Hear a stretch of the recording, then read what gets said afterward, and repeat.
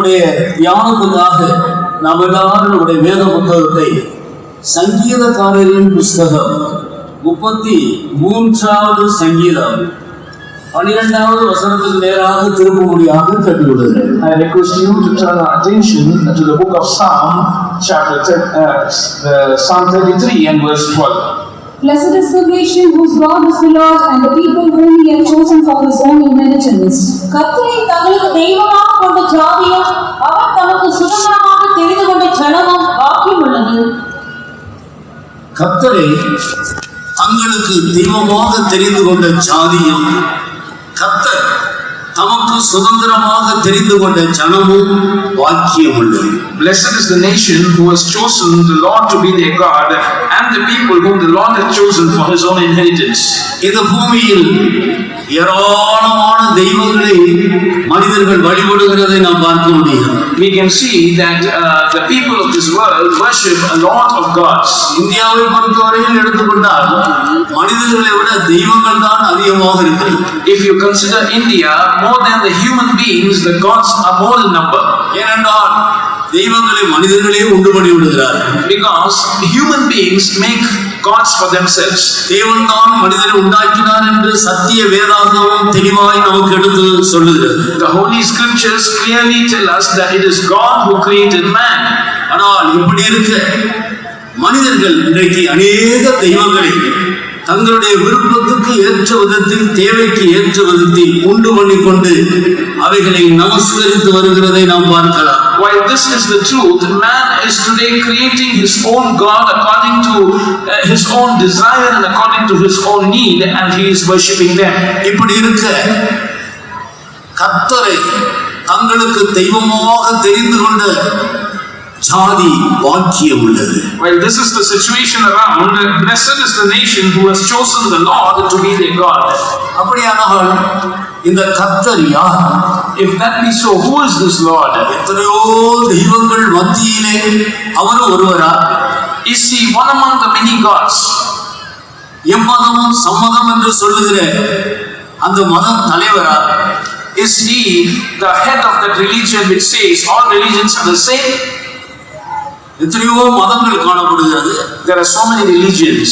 அதுபோல கிறிஸ்துவ மதம் ஒன்று, அதுக்கு இயேசு தலைவர் என்ற ஒரு அந்த கண்ணோட்டத்தில் எம்மதமும் சம்மதம் என்று சொல்லுகிற கூட்டத்தார் அநேகர் இருக்கிறார்கள். There are a lot of people who consider Christianity to be one among the many religions, and Christ as the head of that religion, Christianity. மோசேக்கு கர்த்தர் தன்னை வெளிப்படுத்தி, நீ இஸ்ரவேல் ஜனத்தை பார்வோனுடைய கை நின்றும் எகிப்து நின்று விடுதலையாக்கும்படி நான் உன்னை பார்வோனிடத்துக்கு அனுப்புவேன் என்று ஆண்டவர் சொன்னார். God revealed himself to Moses and told him, I'm going to send you to Pharaoh in order to set the people of Israel free from the hands of Pharaoh and from the bondage of Egypt. எங்கள் தேவனாகிய கர்த்தர் எங்களை சந்தித்திருக்கிறார். Our God, the Lord has visited us. நாங்கள் அவருக்கு ஆராதனை செய்ய வேண்டும். We have to worship him. என்று நீ போய் பார்வோனிடத்துக்கு சொல்லு. You must go and tell Pharaoh like this. அப்போது பார்வோன் அந்த கர்த்தர் யார் என்று கேட்டார். Then Pharaoh asked, who is that Lord? எனக்கு அவருக்கு என்ன சம்பந்தம் இருக்கிறது? யார் அவர்? What connection do I have with the Lord? Who is he? அருமையானவர்களே, நான் விசுவாசிக்கிறவர் இன்னார் என்று நான் அறிந்திருக்கிறேன் என்று பரிசுத்த பவுல் தான் விசுவாசிக்கிற கர்த்தரை குறித்து தெளிவாய் எடுத்து சொன்னார். Beloved people, St. Paul explains clearly about the Lord whom he believes, saying, I know whom I have believed. நாம் அறியாத ஒரு தேவனை வழிபடுகிற கூட்டத்தார் அல்ல. We are not a group of people worshipping an unknown God. நாம் விசுவாசிக்கிறவர் இன்னார் என்று நாம் ஒவ்வொருவரும் நன்றாக தெளிவாக அறிந்திருக்கிறோம். We know very well, we know clearly as to who is the Lord whom we worship and whom we believe. ஆரம்பியார் பரம்பரையா கிறிஸ்துவ குடும்பத்தில் வந்தவர்கள் நாம் கர்த்தரை அறிந்து அவருடைய நன்மைகளை ருசித்து அவரை ஏற்றுக்கொண்டு அவரை பின்பற்றி வருகிற ஜனங்களாக இருக்கிறோம். We are a group of people who have known him, known his goodness and experienced him and have accepted him as our personal savior and are following him. We are not a group of people who are Christians by tradition, because we have been Christians from generations. நானும் கூட ஒரு கிறிஸ்துவ Roman கத்தோலிக்க குடும்பத்தில் பிறந்து வளர்க்கப்பட்டவர்கள். I am also a person who was brought up in a Roman Catholic Christian family. பல பரம்பரையாக இயேசு கிறிஸ்துவை அறிந்த ஒரு குடும்பத்தில் பிறந்தவர். I was born in a family which had known Jesus for generations together. அது பெயரளவில் ஒரு கிறிஸ்தவனாக இருந்தேனே அல்லாமல் நான் வழிபடுகிற அந்த தேவன் யார் என்றதான ஒரு அறிவு, அவரை பற்றிய சொந்த அனுபவம் ஒன்றும் எனக்கு இல்லை. I was a namesake Christian, but I did not know by experience or by personal experience who the Lord is whom I am worshipping. முழு உலகத்தில் உள்ள சுமார் 750 கோடிக்கு அதிகமான ஜனத்தொகையில் பாதிக்கு அதிகமாக காணப்படுகிறவர்கள் கிறிஸ்தவர்கள் என்று சொல்லிக் கொள்கிற கூட்டத்தார். Amongst the 750 crore people who inhabit this planet called Earth, more than half of them call themselves to be Christians. முழு உலகத்தில் அதிக ஜனத்தொகை கிறிஸ்தவர்கள் என்று சொல்லிக் கொள்கிற ஜனங்கள் தான். The majority of the world's population is people who call themselves Christians. இரண்டாவதாக Muslims. Secondly are the Muslims. அதன் பிறகு மற்றவர்கள். The rest. இது எல்லாரும் அறிந்த ஒரு விஷயம். Everyone knows this. ஆனால் கிறிஸ்துவை திரளான ஜனங்கள் கிறிஸ்தவர்கள் என்று சொல்லிக் கொண்டிருந்தாலும் அவரை அனுபவித்து ருசித்து அவரை பின்பற்றுகிற, அவரை தொழுது கொள்கிற ஜனங்கள் மிக மிக குறைவாக இருக்கிறார்.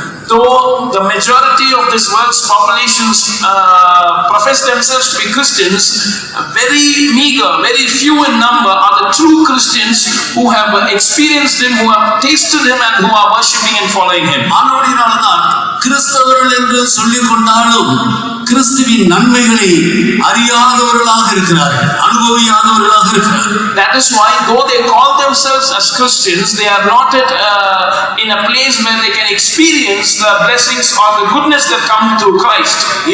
பெந்தெகோஸ்தே குடும்பத்தில் பிறந்தவர்கள் கூட அந்த சபையினுடைய அந்த ஒழுங்கின்படி அப்படியே வந்து குறித்த வயது வரும்போது மனம் திரும்பாமலேயே பலர் ஞானஸ்நானம் பெற்று விடுகிறார். Why to speak of others? Even in Pentecostal families, we find that they attend church according to the rules and regulations of the church from that young age.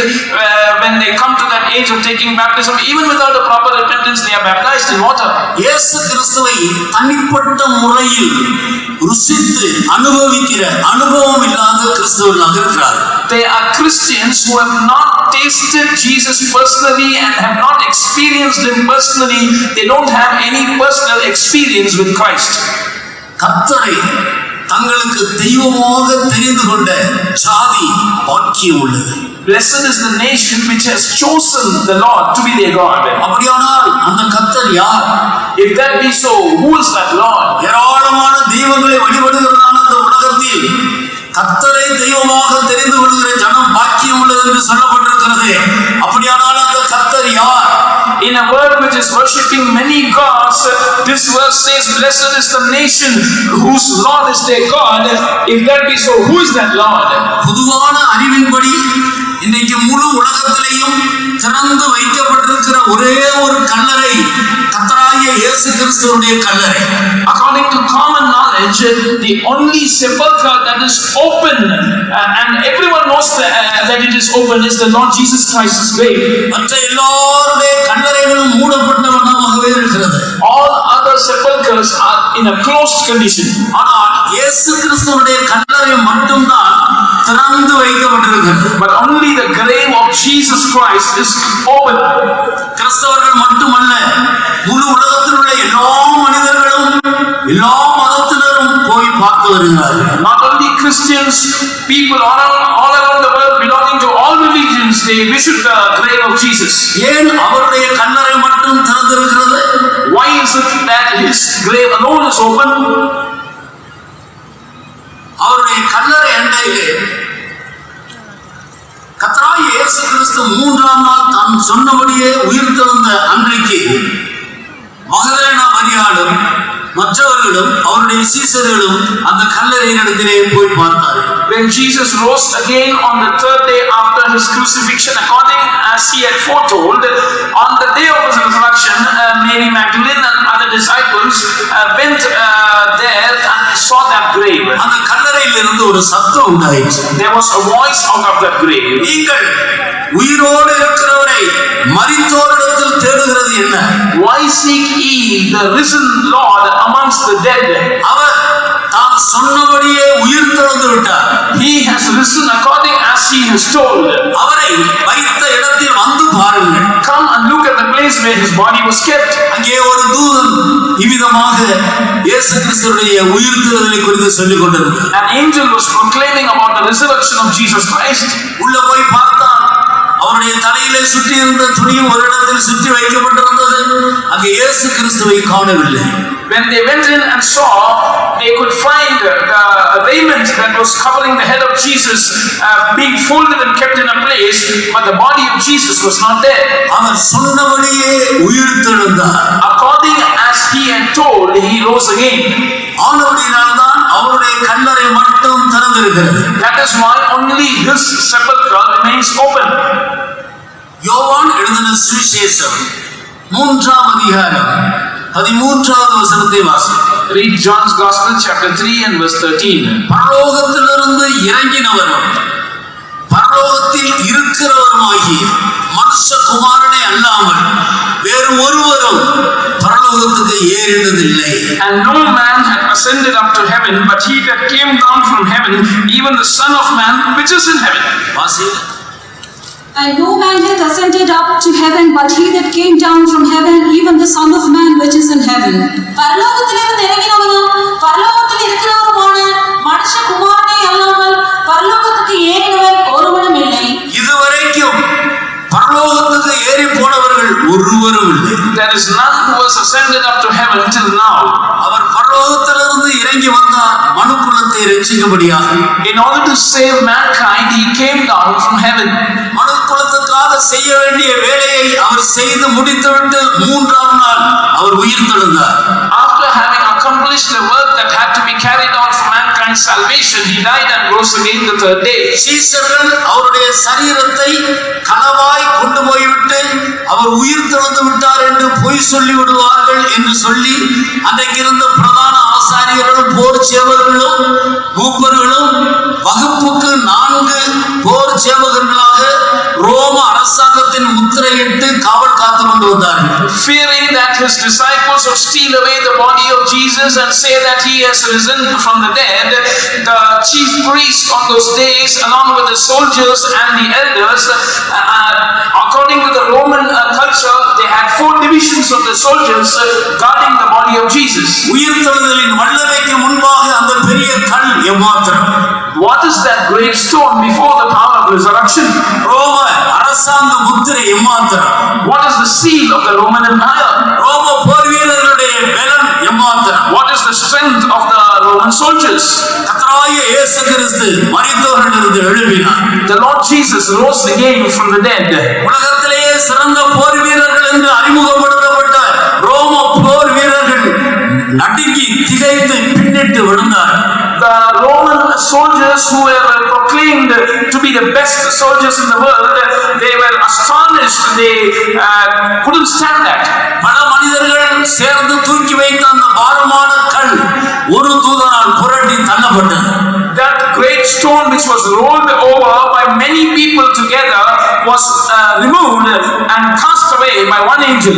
ரோம அரசாங்க முத்திரை தெறித்து விழுந்தது. The seal of the Roman empires was scattered. கர்த்தராகிய இயேசு மரித்தோரிலிருந்து எழும்பினார். The Lord Jesus rose again from the dead. அவர் உயிர்த்தெழுந்த பின்பு 40 நாட்கள் இந்த பூமியில் தான் உயிரோடு இருக்கிறவராக பலருக்கும் தரிசனம் காட்டி அதன் பிறகு பரலோகத்துக்கு எடுத்துக்கொள்ளப்பட்டார். After his resurrection, he showed himself alive to many people for a period of 40 days, and then he was taken to heaven alive. ஆனபடியினால் பிரியமானவர்களே, Therefore, dearly beloved, நாம் விசுவாசிக்கிறவர் யார்? who is he whom we believe on? நாம் அறிந்திருக்கிற கர்த்தர் யார்? Who is the Lord whom we know? முதலாவது அவர் மரித்தோரிலிருந்து உயிர்த்தெழுந்து எழுந்தவர். First of all, he is the one who has risen from the dead. அவர் உயிர்த்தெழுந்த தேவன். He is a resurrected God. அவர் எந்த நோக்கத்தோடு இந்த பூமிக்கு வந்தாரோ அதை நிறைவேற்றி எல்லாம் முடிந்தது என்று சொல்லி கல்லறையிலே அவர் கல்வாரியிலே பிதாவினிடத்தில் தன்னுடைய ஆவியை ஒப்பு கொடுத்தார். After having accomplished the work for which he came down to this earth, he yielded his ghost into the hands of God the Father, saying, "It is finished." இவ்விதமாய் அவர் உயிர்த்தெழுந்த பின்பு அவர் பரலோகத்துக்கு உயிர்த்தெழுந்து 40 நாட்களுக்கு பிறகு பரலோகத்துக்கு எடுத்துக் கொள்ளப்பட்டார். And after he rose again, 40 days later, he was received up into heaven. ஆனபடியால் அதே தேவன்தான் இன்றைக்கு ஆவியாக மாறி நம் மத்தியிலே உலாவிக் கொண்டிருக்கிறார். That same God is a spirit today, and he is in our midst. ஏன் ஆவியாக மாறினார்?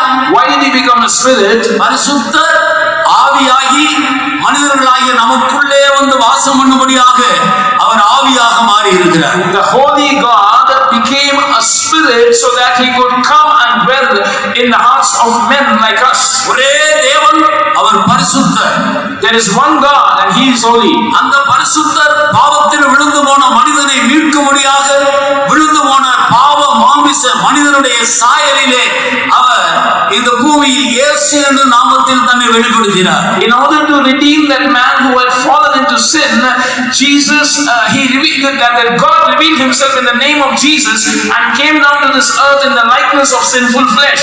33 வருடங்கள் இந்த பூமியில் மனிதர்களோடு கூட இருந்தார். He was dwelling amongst the human beings for 33.5 years upon this earth. அதன் பிறகு உயிர்த்தெழுந்தார், பரலோகத்துக்கு போய்விட்டார். Then he rose again and has gone to heaven.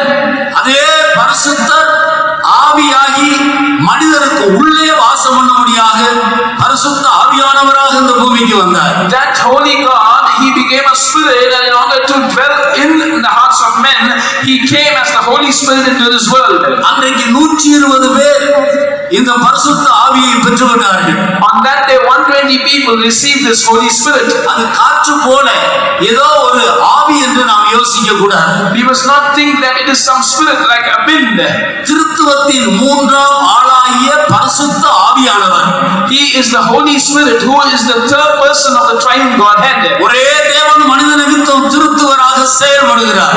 One God, he is operating as a triune God for the sake of man. அதுல ஒரு பகுதி தான் பரிசுத்த ஆவியாக மாறி மனிதனுக்குள்ளே வந்து வாசம் பண்ணுகிறார். One personality of the triune God, it is the Holy Spirit who dwells in man.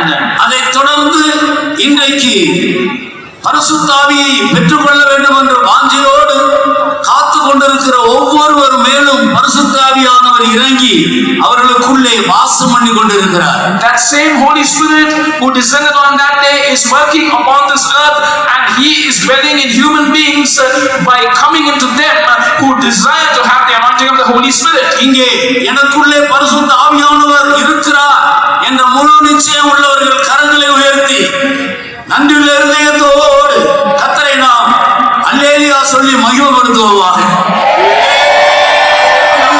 கர்த்தருடைய நாமத்துக்கு மகிமை உண்டாகட்டும். Glory be to the name of the Lord. பரிசுத்தர் ஆவியாகி இன்னைக்கு மனிதர்களுக்குள்ளே வந்து வாசம் பண்ணி கொண்டிருக்கிறார். Yes, the Holy God has become a spirit and he is dwelling in man today. இந்த கர்த்தரை தங்களுக்கு தெய்வமாக தெரிந்து கொண்ட சாதி பாக்கியம் உள்ளது. Blessed is that nation which has chosen this Lord to be their God. இங்கே அதே சங்கீதத்தில் 18வது வசனத்தை வாசி. Read verse 18 of the same psalm. Behold, the eye of the Lord is upon them that fear him, upon them that hope in his mercy. தமக்கு பயந்து தமது கிருபைக்கு காத்திருக்கிறவர்களின் ஆத்துமாக்களை மரணத்திற்கு விலக்கி விடுவிக்கவும். இந்த கர்த்தர் தமக்கு பயந்து தமது கிருபைக்கு காத்திருக்கிறவருடைய ஆத்துமாக்களை மரணத்துக்கு விலக்கி விடுவிக்கிற தேவன். This Lord is a God who delivers the soul of them who fear him and hope in his mercy from death. ஏன் கர்த்தரை தெய்வமாக ஏற்றுக்கொள்ளுகிற ஜனங்கள் பாக்கியம் உள்ளவர்களாக இருக்கிறார்கள்? Why are the people who accept the Lord to be their God are blessed people? அவர்களுடைய ஆத்துமாக்களை அவர் மரணத்துக்கு விடுதலை ஆக்குகிறார். He delivers the soul of such people from death. மரணம் என்று சொல்லும்போது அதில் முக்கியமாக இரண்டு மரணத்தை வேதம் நமக்கு தெளிவாக சுட்டிக்காட்டுகிறது. When we speak about death, the word of God highlights two kinds of death importantly to us. ஒன்று ஆத்துமாவின் மரணம், மற்றொன்று சரீரத்தின் மரணம். One is the death of the soul, the second is the death in the body. மனிதன் பாவம் செய்தபடியால் தான் இந்த இரண்டு மரணமும் மனிதனை ஆண்டு கொண்டது. Only because man committed sin, both these deaths they ruled over man. மரணம் என்பது மனிதனை சிருஷ்டிக்கும் பொழுது ஆண்டவர் மனிதனுக்கு நியமித்து கொடுத்த ஒரு ஆசீர்வாதமோ அல்லது சாபமோ அல்ல. Death is not a blessing or a curse that was ordained to man initially when he was created. தேவன் தன்னுடைய சாயலின்படியும் தன்னுடைய ரூபத்தின்படியும் மனிதனை சிருஷ்டித்தார். God created man in his own image after his own likeness. அவருடைய நாசியிலே தன்னுடைய சுவாசத்தை ஊதினார். And he breathed into his nostrils his breath. அவன் ஜீவ ஆத்துமா ஆனான். And man became a living soul. உயிருள்ள மனிதனாக காணப்பட்டார். He was seen as a man who is alive. அவனுக்குள்ளே தேவன் தன்னுடைய சுவாசத்தை ஊதினார்.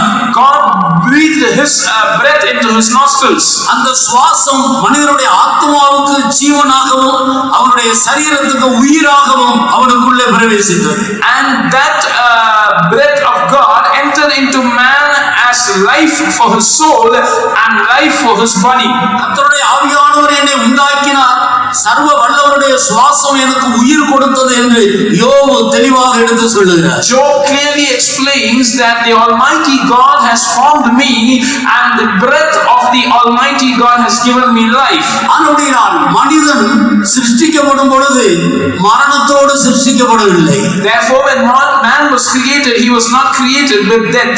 தேவன் எப்படி இருக்கிறாரோ அப்படியே மனிதனும் காணப்பட்டார்.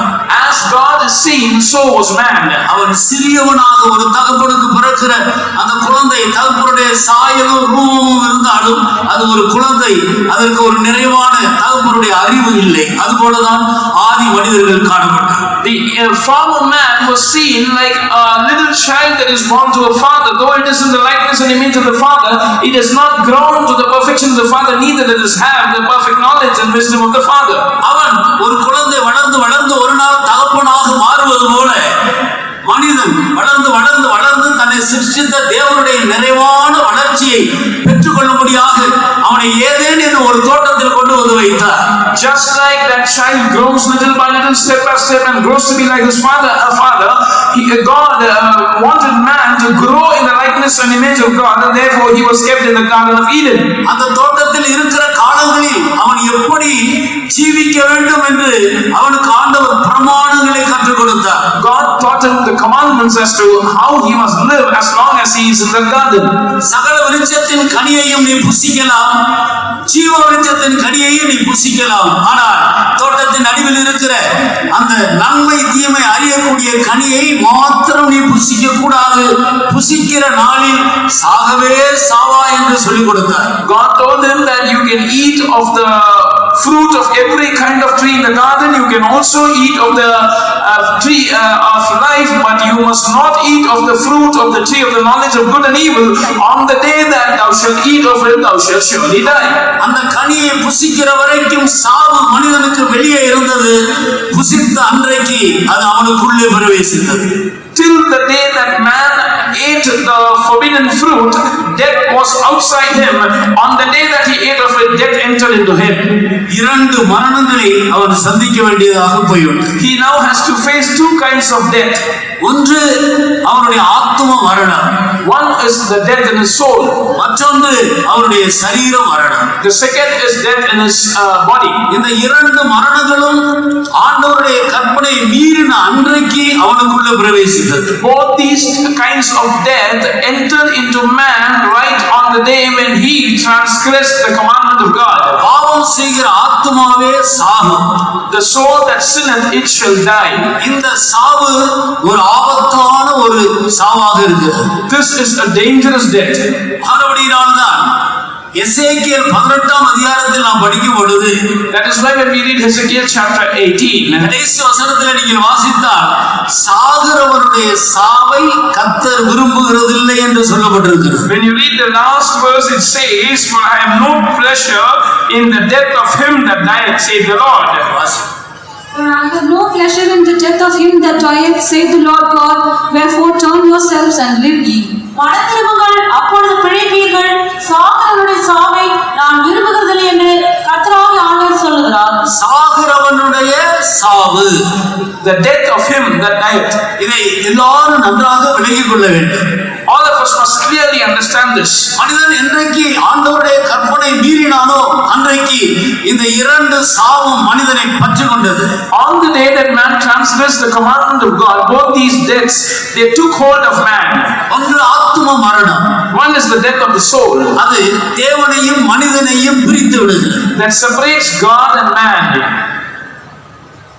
ஆத்மாவிலே செத்த மனிதன் தேவனோடு யாதொரு தொடர்பு அற்றவனாக காணப்படுகிறான். Man who is dead in his soul has no connectivity with God.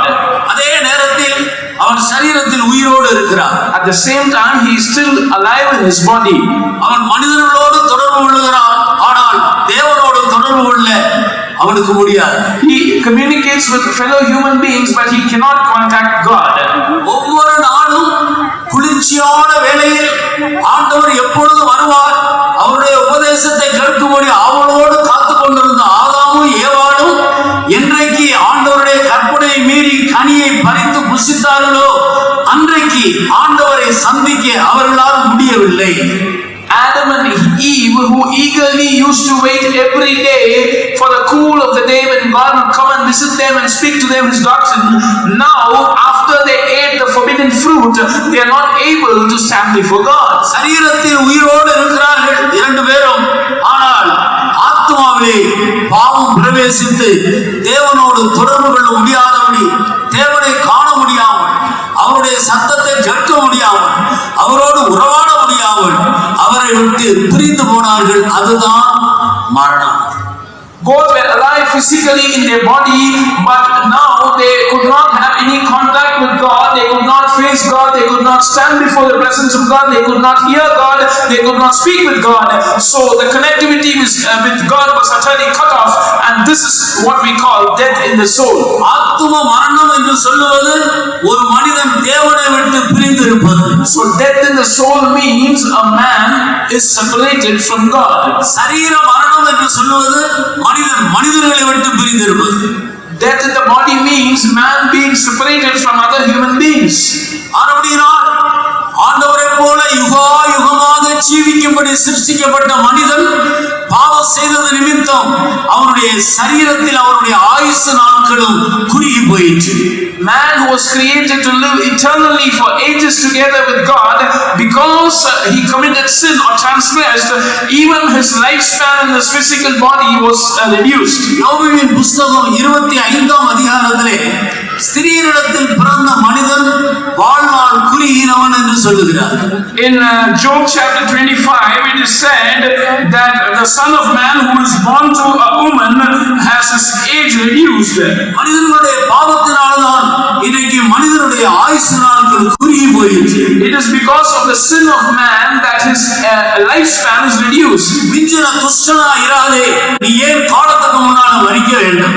Don't be excessively evil.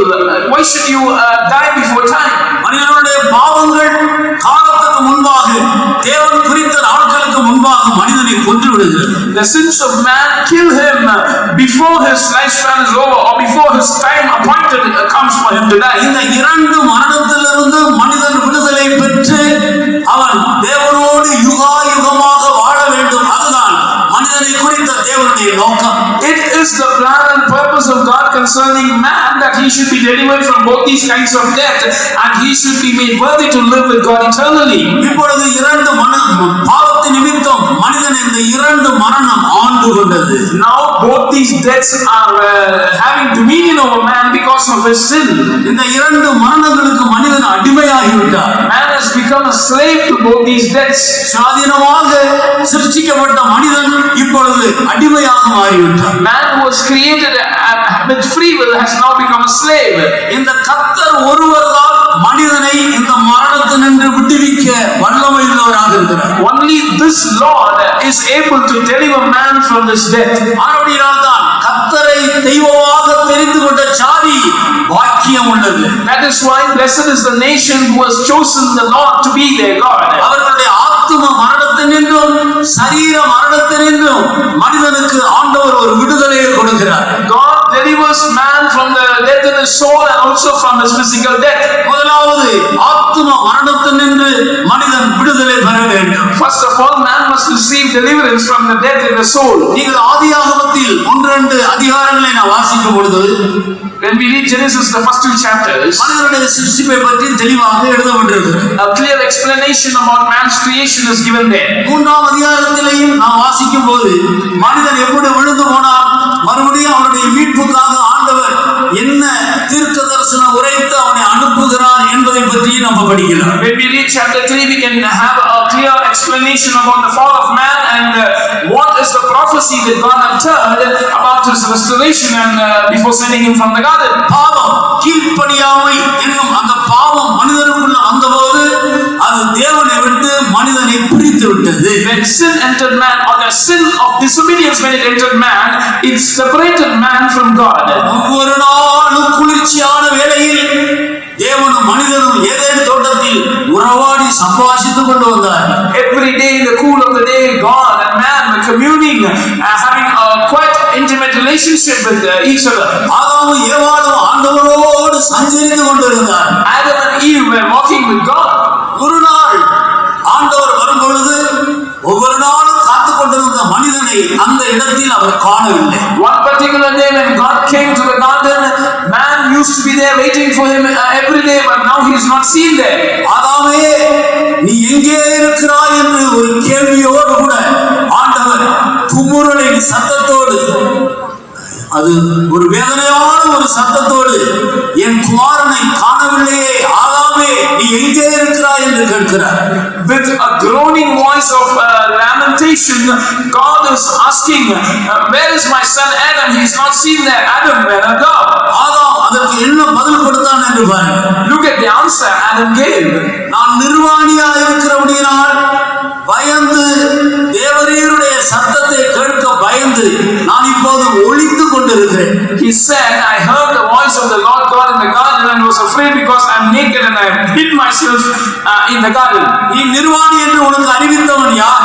God is asking, who announced to you that you are naked? புசிக்க வேண்டாம் என்று நான் சொன்ன அந்த கனியை நீ புசித்தாயோ? Hast thou eaten the tree whereof I commanded thee that thou shouldest not eat? இப்படி பல கேள்விகள் ஆதாமை நோக்கி ஏவாளை நோக்கி கேட்கப்படுகிறது. In this manner, many questions were fired at Adam and Eve. ஆதி மனிதன் வஞ்சிக்கப்பட்டான். The early man was deceived. சாத்தான் அவனை மோசம் போக்கி விட்டான். Satan deceived him. இப்பொழுது ஆண்டவருக்கு முன்பாக நிற்க மனிதனுக்கு தைரியம் இல்லை. Now man does not have the courage to stand before God. அவருடைய சத்தத்தை கேட்கும் போது பயப்படுகிறான். He is afraid to hear the voice of God. அதுவரையும் ஆண்டவருடைய சத்தத்தை கேட்டு மகிழ்ந்து கொண்டிருந்த மனிதன் இப்பொழுது அதே சத்தம் அவனுக்கு ஒரு பயத்தை கொண்டு வருது. Man who was till then rejoicing hearing the voice of God, the same voice is now creating a trembling in him. தேவனுக்கு முன்பாக நிற்க அவனுக்கு கொடுக்கப்பட்ட வஸ்திரம் இல்லாதவனாக நிர்வாணியாக காணப்படுகிறார். He is now seen as one naked, having lost the garment that was given to him to stand before God. மகிமையை தான் ஆண்டவர் மனிதனுக்கு வஸ்திரமாக கொடுத்திருந்தார். God gave a glory as a garment to man. மகிமை அவனை விட்டு விலகி போயிற்று. Now the glory departed from him. பாவம் இருக்கிற இடத்தில் மகிமை வர முடியாது. Where sin is present, glory cannot come there. மகிமை இருக்கிற இடத்தில் பாவம் உள்ள வர முடியாது. Where there is glory, sin cannot come there. ஆனால் மனிதன் ஆண்டவருடைய வார்த்தைக்கு கீழ்ப்படியாமல் போனபோது அவனுக்குள்ளே மகிமை விலகிவிட்டது. அவன் பாவியானான். When man disobeyed the voice of God, the glory departed from him. He became a sinner. இந்த மரணம் தான் முந்தின மரணம். This death is the first death. ஒரு மனிதன் இந்த மரணத்தினின்று விடுதலையை பெற்றுக்கொள்ள வேண்டும். A man must be delivered from this death. இந்த விடுதலையை கொடுக்கக்கூடிய தெய்வம் கர்த்தரை அல்லாமல், கர்த்தராகிய இயேசுவை அல்லாமல் வேறு ஒருவரும் ஆள முடியாது. No God other the Lord Jesus Christ can deliver a man from this death. அவராலே அல்லாமல் இரட்சிப்பு மனிதனுக்கு இல்லை. There is no salvation except by him to man.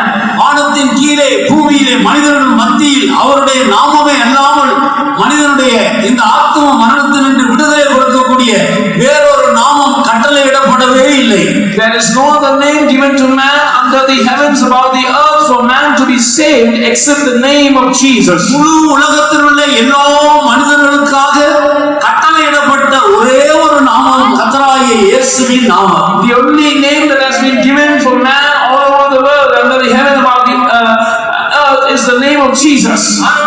அருமையான தேவனுடைய ஜனமே, Therefore, beloved people of God, கர்த்தராகிய இயேசு கிறிஸ்து ஒருவர்தான் இந்த ஆத்தும மரணத்திலிருந்து மனிதனை விடுவிக்கிறவர். the Lord Jesus Christ is the only God who can deliver man from the death in his soul. வேற எந்த மதமோ வேற எந்த மனிதர்களோ மார்க்க தலைவர்களோ மனிதனுக்குள்ளே இந்த ஆத்தும மரணத்திலிருந்து அவனை விடுவிக்கவே முடியாது. No other religion, no other religious leader, no other God can deliver man from the death in his soul. இது கிறிஸ்தவ மத பிரச்சாரம் அல்ல, இது உண்மையான சத்தியம். This is not a Christian truth that is being preached. This is the real truth. இந்த பூமியில் மனிதனாக ஜீவிக்கிற ஒவ்வொருவரும் பெற்றுக்கொள்ள வேண்டிய முதல் தேவனால் கொடுக்கப்பட்ட ஆசீர்வாதம் இந்த ஆத்தும மரணத்தினின்று விடுதலை. The first blessing that every man has to receive from God is the deliverance from the death in his soul. இந்த விடுதலையை பெறாமல் பூமியிலே மனிதனாக மனுஷியாக ஜீவிக்கிறது waste. Without receiving this deliverance, if we are living as a human being, a male or female upon this earth, it is utter waste. நமக்கு ஏராளமான ஆஸ்திகள் இருக்கலாம், We might have a huge wealth. ஏராளமான பணம் பொருள் இருக்கலாம், We might have a lot of money and material. திரளான செல்வங்கள் இருக்கலாம், We might have a lot of wealth. பலவிதமான அறிவு திறமைகள் நமக்கு இருக்கலாம். We might have a lot of knowledge and abilities. மனிதர்கள் மத்தியில் பலவிதமான புகழ் நமக்கு இருக்கக்கூடும். We might have a lot of fame amongst human beings. ஆனால் இந்த ஆத்தும மரணத்தினின்று விடுதலை பெறாவிட்டால் உன்னுடைய முடிவு நித்திய அழிவாக வேதனை உள்ள ஒரு இடத்தில் போய் சேர்த்து விடும். But if you fail to get delivered from the death in the soul, it will end up in you ending in eternal destruction, and your end will be miserable.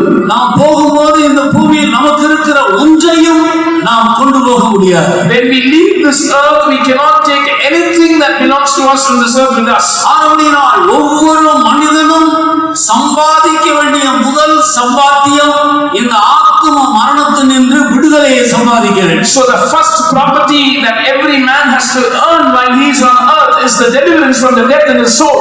இது இல்லாவிட்டால் மற்ற எல்லாமே வீண்தான். If he fails to have this, everything else that he has is waste. ஆனபடியால் இந்த ஆசீர்வாதம் தான் ஒரு மனிதனை நித்திய அழிவிலிருந்து மரணத்தினின்று விடுவிக்கக்கூடிய ஒன்றாக இருக்கிறது. So this blessing is the only thing that is able to deliver him from eternal destruction or the death of his soul. இந்த மரணத்தினின்று விடுதலை பெறுகிற வரைக்கும் ஒரு மனிதன் தெய்வத்தோடு தொடர்பு கொள்ளவே முடியாது. Except a man receives deliverance from the death that is in his soul, he cannot contact with God. உங்கள் அக்கிரமங்களே உங்களுக்கும் தேவனுக்கும் இடையிலே பகையை உண்டாக்குகிறது. Your iniquities have created a hatred between you and your God. தேவனை விட்டு உங்களை பிரிப்பது மனிதர்களுடைய அக்கிரமம் என்று ஏசாயா தீர்க்கதரிசி தெளிவாக இஸ்ரவேல் ஜனங்களுக்கு எடுத்து சொன்னார். Isaiah the prophet clearly explained to the people of Israel that something that separates man from God is their iniquities. உங்கள் பாவங்களே அந்த தேவன் உங்களுக்கு செவி கொடாதபடிக்கு அவருடைய முகத்தை மறைத்து விடுகிறது. It is your sins that hide his face, hide the face of God, so that he cannot hearken to you. ஆனபடியால் இந்த பாவத்திலிருந்து மனிதனுக்கு விடுதலை அவசியம். Therefore, man is in need of deliverance from the sin. இந்த ஆத்தும மரணத்திலிருந்து மனிதனுக்கு விடுதலை அவசியம். Man is in need of deliverance from death in his soul. இதை பெறாமல் ஒரு மனிதன் மரித்தால் அவன் நேரடியாக அக்கினியும் கந்தகமும் எரிகிற கடலுக்குள்ளே பிரவேசிக்கிறான் என்று வெளிப்படுத்துகிற விசேஷம் 21ஆம் அதிகாரம் 8வது வசனத்தில் ஆண்டவர் தெளிவாக உயிர்த்தெழுந்த ஆண்டவர் எடுத்து சொன்னார். The resurrected God clearly states in Revelation chapter 21 and verse 8 that a man who is not set free from death in his soul, if he dies in his body, he will direct directly land up in that lake which burns with fire and brimstone. அது போனால் திரும்பி வராத ஒரு தேசம். That is a country where if you go, you cannot return. காரிருளும் மரண அந்தகாரமும் உள்ள ஒரு தேசம். It is a land of gross darkness and the shadow of death. ஒளியும் இருளாக கூடியதான ஒரு தேசம். It is a land where even light turns into darkness. அங்கே சதா காலமும் மனிதர்கள் பாதிக்கப்படுகிறார். There people are tormented forever. ஒரு வினாடி கூட அவர்களுக்கு இளைப்பாறுதல் இல்லை. They do not have a rest even for a second. அங்கே அந்த வேதனைக்கு ஒரு முடிவும் இருக்காது. There will be no end for their pain there. இப்படிப்பட்ட அந்த நரகத்தினின்று அந்த ஆத்தும மரணத்தினின்று மனிதனை விடுவிக்கும்படியாக இயேசு இந்த பூமிக்கு வந்தார். Jesus came into this world to deliver man from such a death, from that death in his soul. நீ இந்த கிறிஸ்தவ கோயிலுக்கு போறீங்க, அல்லேலூயா அல்லேலூயான்னு சொல்லி கத்துற இடத்துக்கு போறீங்க, உனக்கு என்ன கொடுக்குறாங்க? ஏதாவது இடம் கொடுக்குறாங்களா, பணம் கொடுக்குறாங்களா, என்ன கொடுக்குறாங்க? அப்படிதான் சிலர் கேள்வி கேட்பாங்க. Some are questioning that you are going to that Christian church where they are always shouting hallelujah hallelujah. What are they giving? Are they giving you any money or land? நீ வந்து வா, you come and see, என்ன கிடைக்கிறது என்று தெரியும். you will know what you will get here. கர்த்தரை உன்னுடைய சொந்த தெய்வமாக நீ ஏற்றுக்கொண்டு வா. You accept the Lord to be your own God and see. அவர் என்ன கொடுக்கிறார் என்று நமக்கு தெரியும். You will come to know what he gives. அவர் நம்முடைய ஆத்துமாவை மரணத்தினின்று விடுவிக்கிறார். He delivers our soul from death. மரணத்தின் கூர் பாவம். The sting of death is sin. பாவம் தான் இந்த மனிதனுக்கு மரணத்தை கொண்டு வருகிறது. It is a sin that brings death into man. ஆனபடியால் பாவத்தில் இருந்து ஒரு மனிதனை இயேசு கிறிஸ்து ஒருவர் தான் விடுதலையாக்குகிறவராக இருக்கிறார். Jesus Christ alone is the one who delivers a man from sin. பாவ மன்னிப்பை நான் பெற்றிருக்கிறேன் என்று உண்மையாக ஒரு மனிதன் இந்த பூமியில் அறிக்கை செய்தால் நீ எப்படி அதை பெற்றுக்கொண்டாய் என்ற ஒரு கேள்வி அவனை கேட்டார். இயேசு கிறிஸ்து தான் எனக்கு அதை கொடுத்தார் என்று சொல்லுவாரே அல்லாமல் வேறு எந்த நாமத்தை குறித்து அவனுக்கு சொல்ல முடியாது. If a man is upon this earth who truly confesses that I have received the assurance of the forgiveness of my sins, and if another man questions him saying, how did you receive it? He will not have any other answer except to say that I have received it through the Lord Jesus. There is no other name which can give the forgiveness of sin.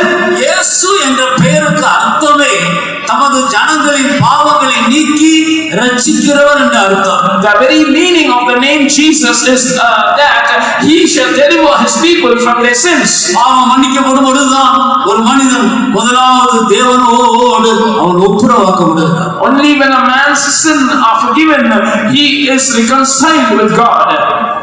ஆண்டவருக்கு மனிதனுக்கு இடையில இருந்த அந்த பகை அப்பொழுதுதான் நீக்கப்படுது. The enmity between God and man is removed then.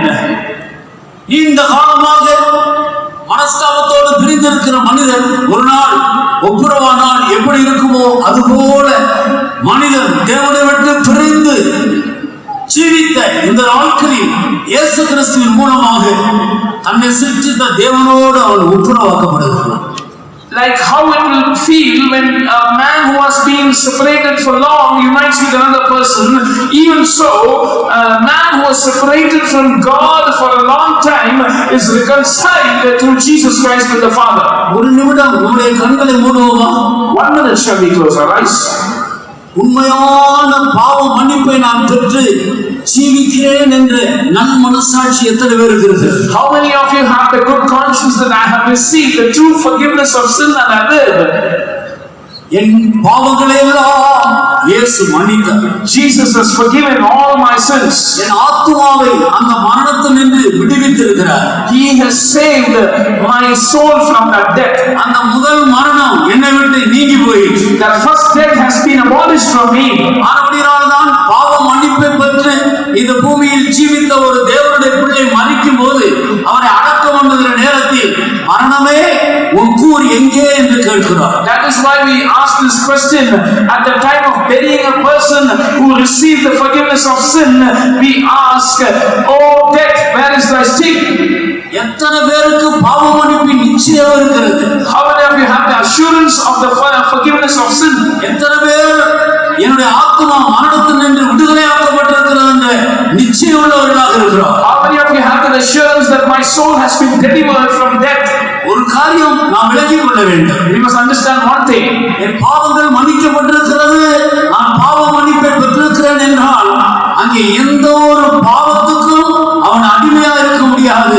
அவன் பாவத்திலிருந்து விடுதலை பெற்றவனாக காணப்பட வேண்டும். If a man has this confession that I have been delivered from sin, I have received the assurance of my sins being forgiven, there is no room for any sin in his life.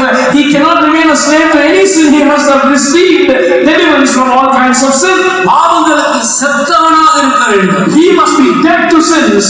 செத்தவன் பாவங்களுக்கு நீங்கி விடுதலை பெற்றிருக்கிறார். He that is dead is delivered from sin.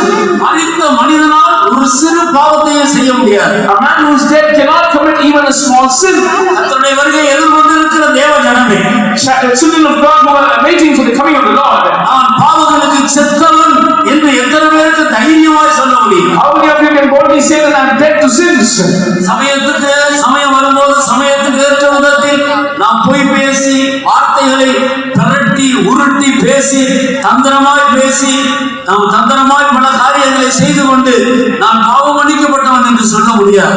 We cannot live a life of living in a condition where we commit sin when the occasion comes, when we pervert our words, when we live subtly and say that I have been delivered from my sins, I have the assurance of my sins being forgiven.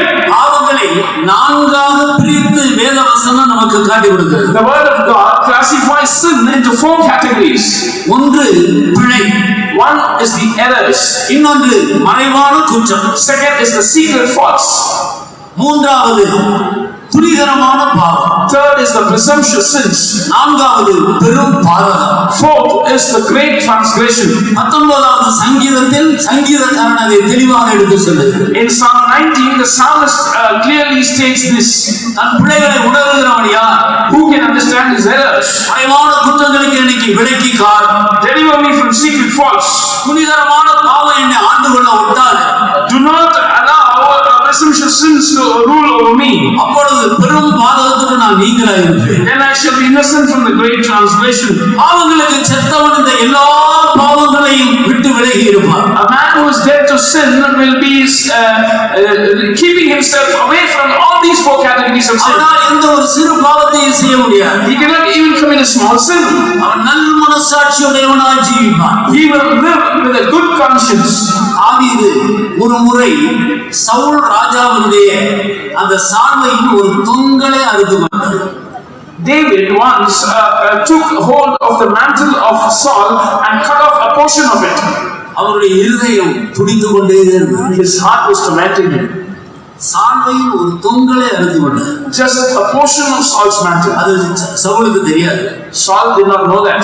ஆனால் அது நிமித்தம் அவருடைய இருதயம் துடித்து கொண்டே இருந்தது. But because of that, his heart was tormenting him. பாவ மன்னிப்பை பெற்ற ஒரு மனிதன் ஒரு சிறு பிழை செய்தாலும் அதை சரிபடுத்துகிற வரைக்கும் அவருடைய இருதயத்தில் இளைப்பாறுதல் இருக்காது. A man who has received the forgiveness of sins, even if he commits a small error by mistake, unless he puts it right, he will not have a rest within him. ஆண்டவர் சொன்னார், பலிபீடத்துக்கு ஒரு மனிதன் பலி செலுத்த வரும்போது உன் பேரில் உன் சகோதரனுக்கு மன வருத்தம் உண்டு என்று அங்கே நினைவு கூர்ந்தார். முன்பு போய் ஒப்புரவாகி பின்பு வந்து பலி செலுத்து என்று சொன்னார். The Lord said, when you come to the altar to lay your offering, and if you are remembered there that your brother has something on against you, go back, lay your offering there right on the altar, go back and get reconciled, and then come and offer your offering. மற்றவர்களோடு ஒரு சின்ன மனஸ்தாபம் வைத்துக் கொண்டாலே ஆண்டவர் நம்முடைய காணிக்கைகளை ஏற்றுக்கொள்கிறது. Even if we harbor a little amount of grievance against someone, the Lord does not accept our offerings. நம்முடைய துதி ஸ்தோத்திரங்களை ஆண்டவர் அங்கீகரிப்பதில்லை. He does not accept our praises and thanksgiving. முன்பு போய் ஒப்புரவாகு.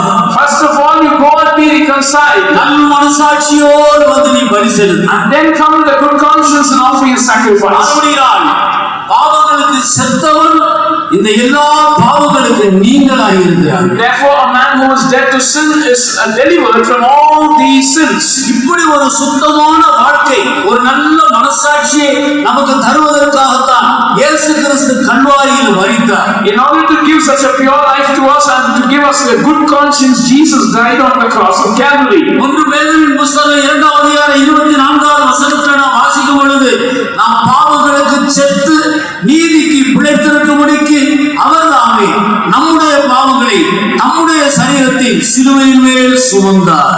We read in 1 Peter chapter 2 and verse 24 that who in his own self bare our sins in his own body on the tree, that we being dead to sins should live unto righteousness. அவர் முழு உலகத்தாருடைய பாவங்களையும் சுமந்தார். He carried the sins of the whole world.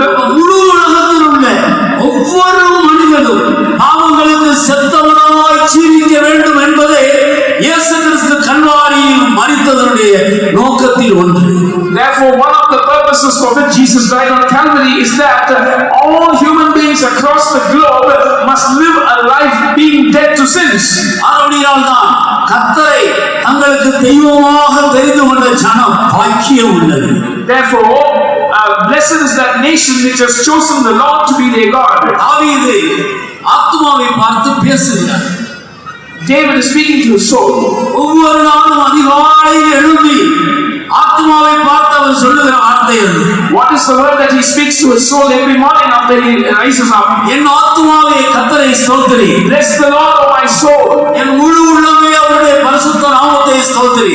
And bless his all that is within me, bless his holy name. என் ஆத்துமாவே கர்த்தரை ஸ்தோத்திரி. Bless the Lord, O my soul. அவர் செய்த சகல உபகாரங்களையும் மறவாதே. And forget not all his benefits. முதல் உபகாரம் என்ன? What is the first benefit?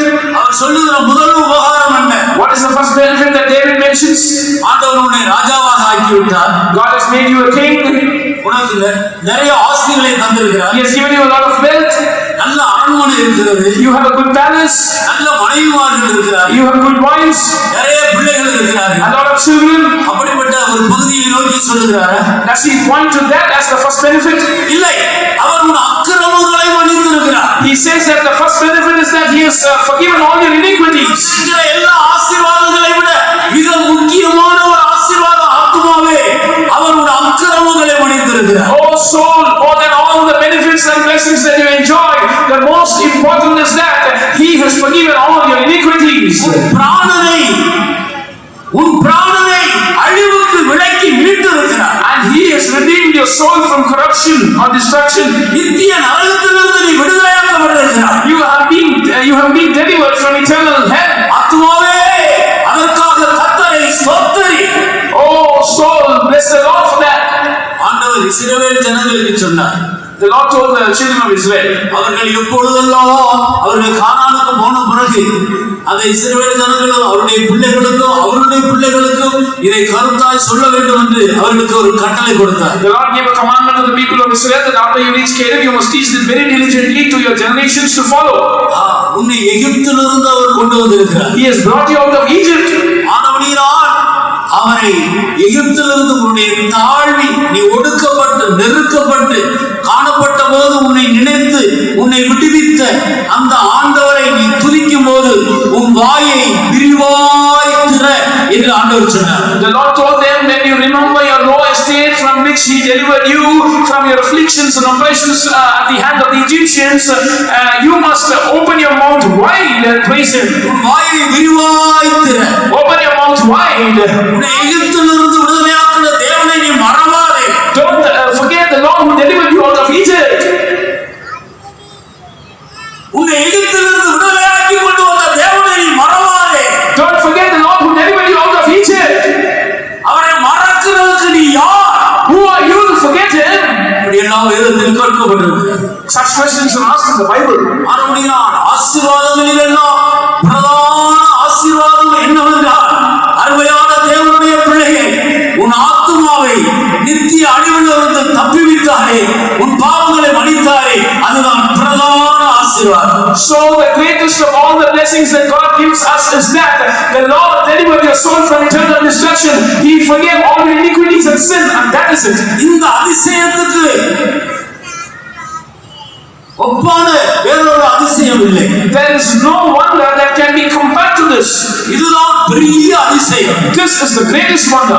ஆனபடியால் பாவம் மன்னிக்கப்பட்ட தேவனுடைய பிள்ளைகள் கர்த்தர் கொடுத்த பாவ மன்னிப்பை அதிக ஜாக்கிரதையாக காத்துக்கொள்ள வேண்டும். So children of God who have receive the forgiveness of sins from the Lord, you must be very diligent in preserving that. இவ்வளவு பெரிய ரட்சிப்பை குறித்து கவலையற்றவர்களாக இருந்தால் தண்டனைக்கு எப்படி தப்பித்துக் கொள்வோம்? If we are slack about so great a salvation, how can we escape punishment? நான் உன்னை அதிசயங்களை காணப்படுவேன் என்று ஆண்டவர் சொன்னார். The Lord said, I will cause you to see wonders. ஒரு கிறிஸ்தவனுக்கு முதல் அதிசயம் அவன் பெற்ற பாவ மன்னிப்பு. The first wonder to a Christian is that forgiveness of sin that he has received. அதற்கு ஒவ்வொரு நாளும் அதிகாலையில் எழும்பி கருத்தோடு ஆண்டவரை துதித்து ரட்சிப்பை ஜாக்கிரதையாய் காத்துக்கொள்ள வேண்டும். Every day morning he is supposed to remember that salvation that he got, and he is supposed to praise God with his whole heart and preserve that salvation. எத்தனை பேர் ஒவ்வொரு நாள் அதிகாலையில் எழும்பி நன்றியுள்ள இருதயத்தோடு கண்ணீரோடு கர்த்தரை துதித்து இந்த ரட்சிப்பின் சந்தோஷத்தை பாதுகாத்துக் கொண்டு வருகிறோம்? How many of us are preserving that joy of salvation by waking up early in the morning every day and with gratitude and with tears praising God for this salvation? இதை தவிர வேறு ஒன்றும் மனிதனுக்கு அவசியம் இல்லை. Man is in need of nothing apart from this. தேவையானது ஒன்றே.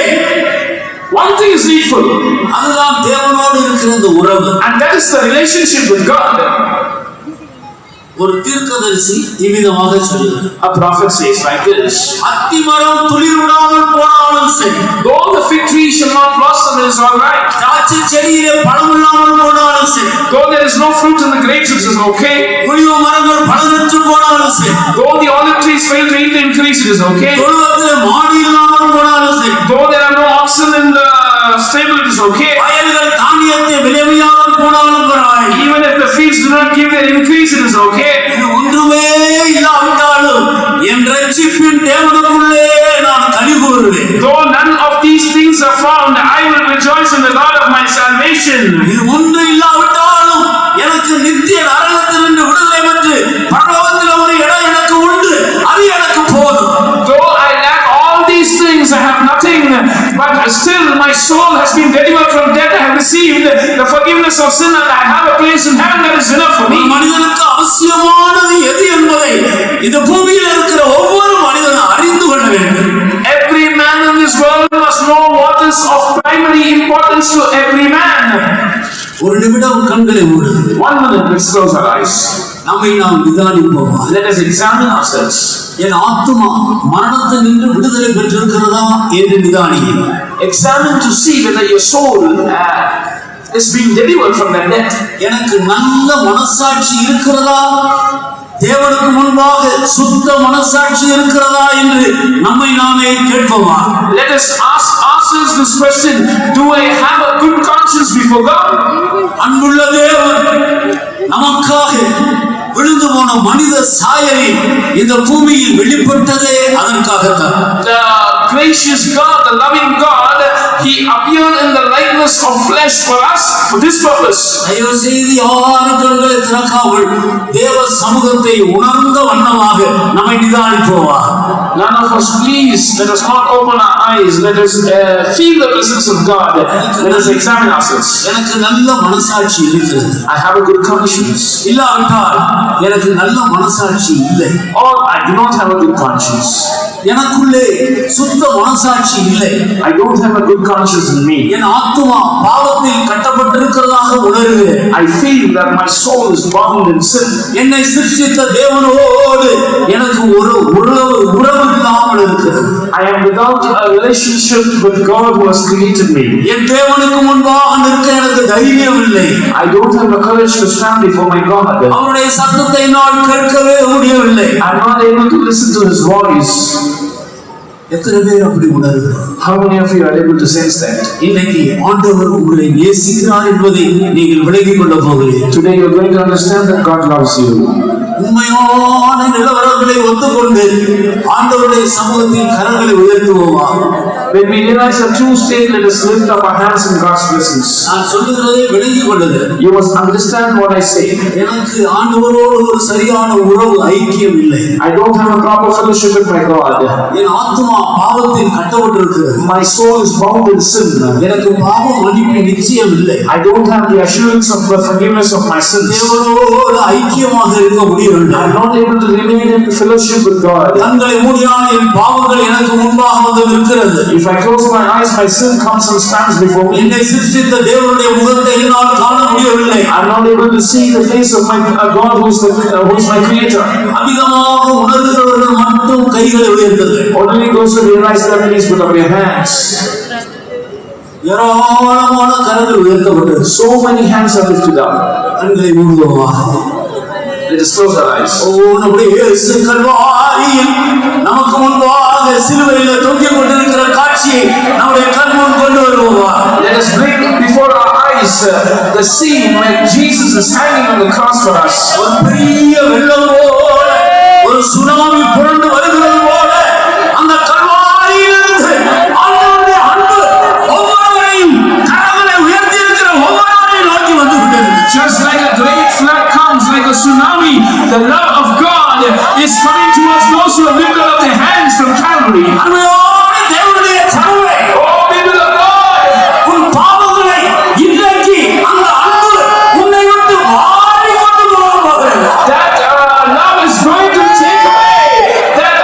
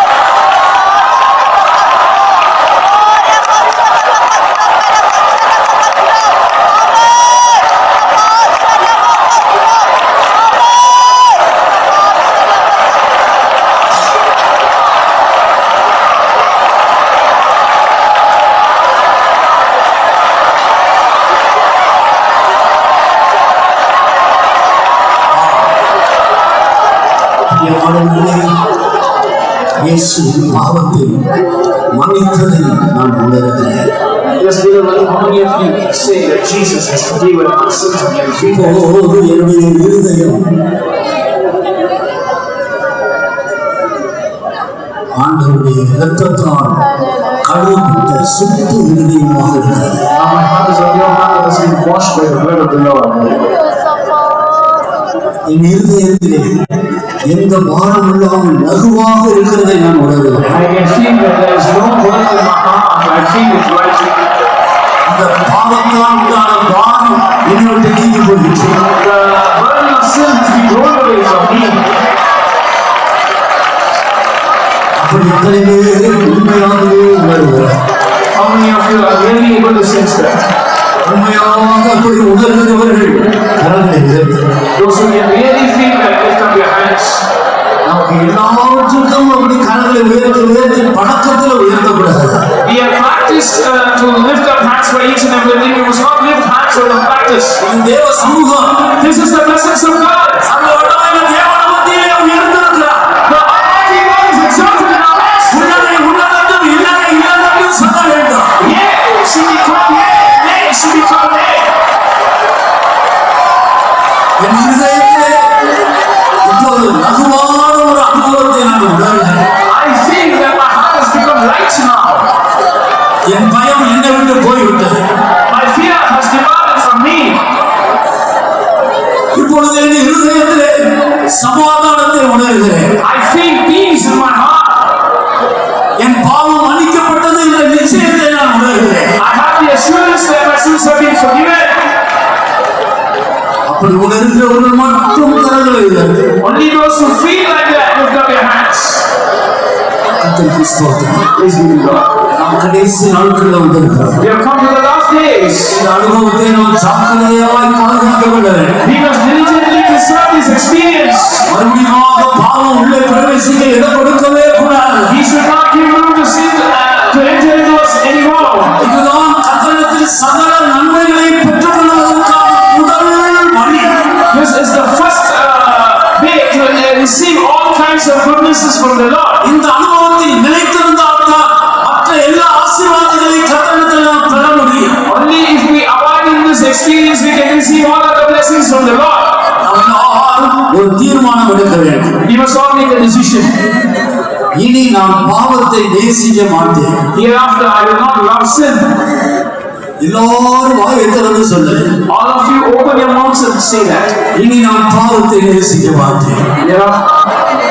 பாவம் எனக்கு வேண்டாம். நான் இனி தேவனுடைய பிள்ளையாகவே எப்பொழுதும் ஜீவிப்பேன். பாவத்தை நேசிக்க நானே செல்வேனோ. பாவத்தை நேசிக்க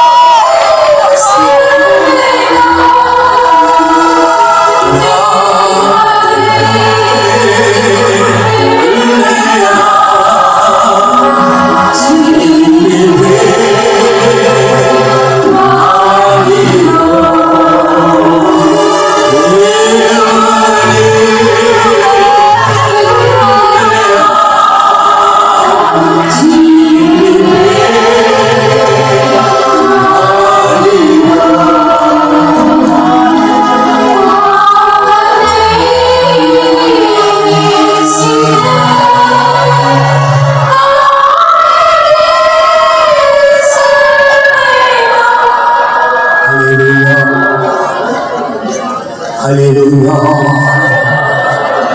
ஹல்லேலூயா. இருதயத்தில் உண்மையான தீர்மானம் எடுத்த ஒவ்வொருவரையும் தேவன் புது கணத்தார் இனி பாவம் செய்யாமல் இருக்கும்படி புதிய பலனை அவர் கட்டளையிடுகிறார்.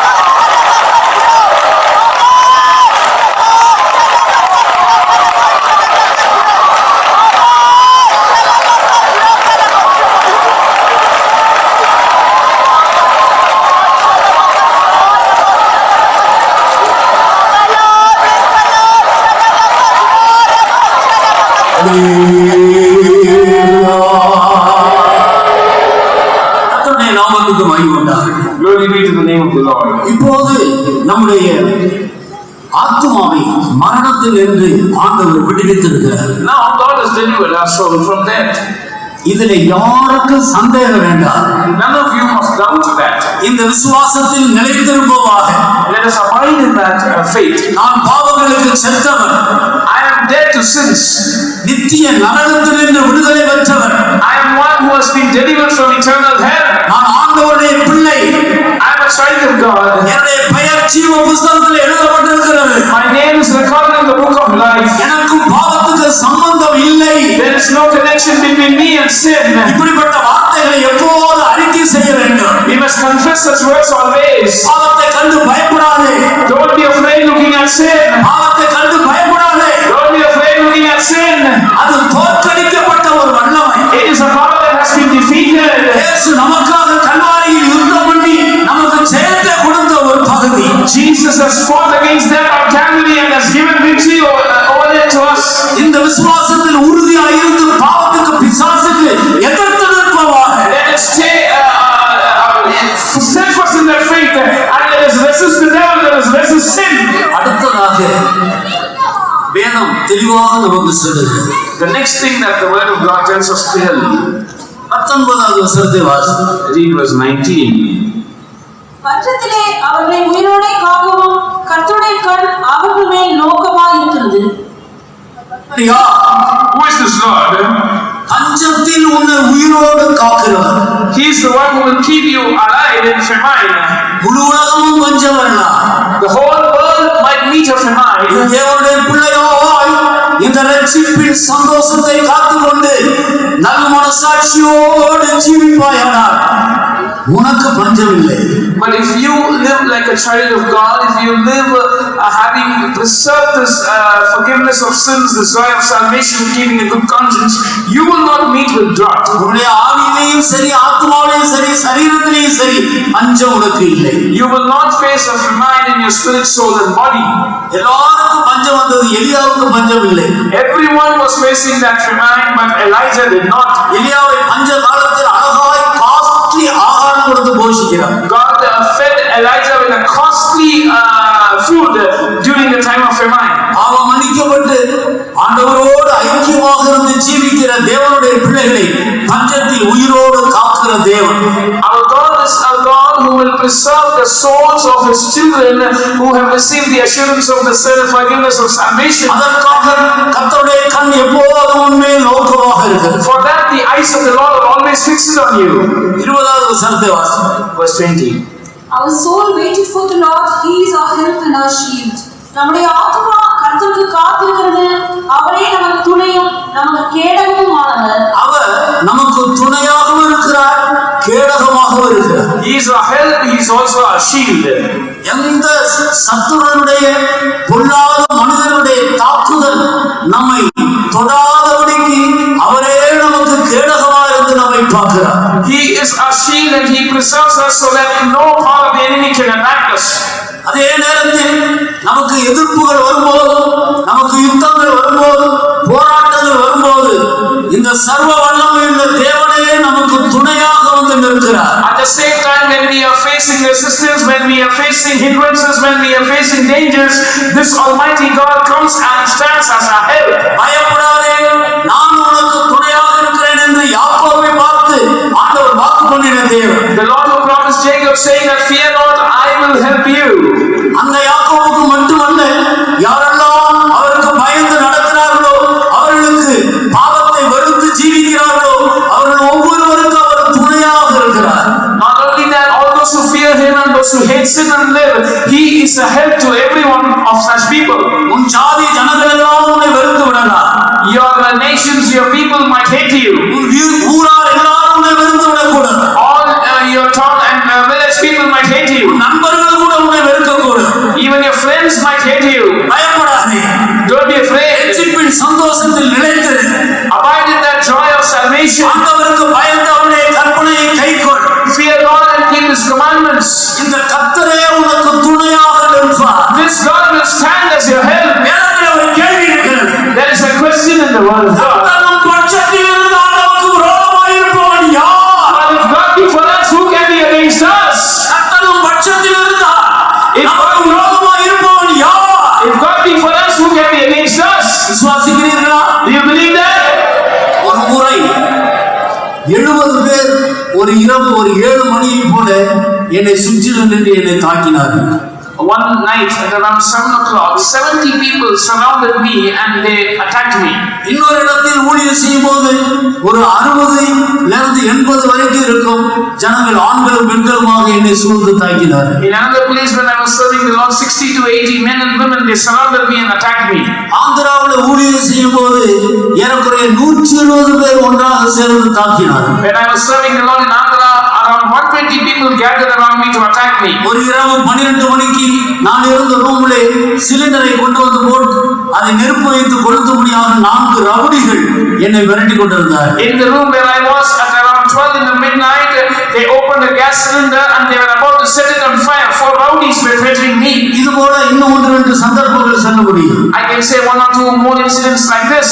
ஆனால் ஒருவர் மேல கை போடாதபடி கர்த்தர் துணையாக நின்றார். But God stood as my help so that none could lay their hands on me. ஆண்டவருடைய உண்மையை பாருங்கள். Look at the faithfulness of God. அவருக்கு பயந்து நடக்கிறவர்களுக்கு அவர் எவ்வளவு துணையாக இருக்கிறார். Those who fear Him, how much He is their help. ஊரார் எல்லாரும் உனக்கு விரோதமாக எழும்பக்கூடும். Though all the people of the land might rise up against you, பயப்படாதே, கர்த்தர் உனக்கு துணையாக இருக்கிறார். fear not, the Lord is your help. எத்தனை பேர் இதை விசுவாசிக்கிறீர்கள்? How many of you believe that? தேவனின் அடைக்கலமே என் கோட்டையும்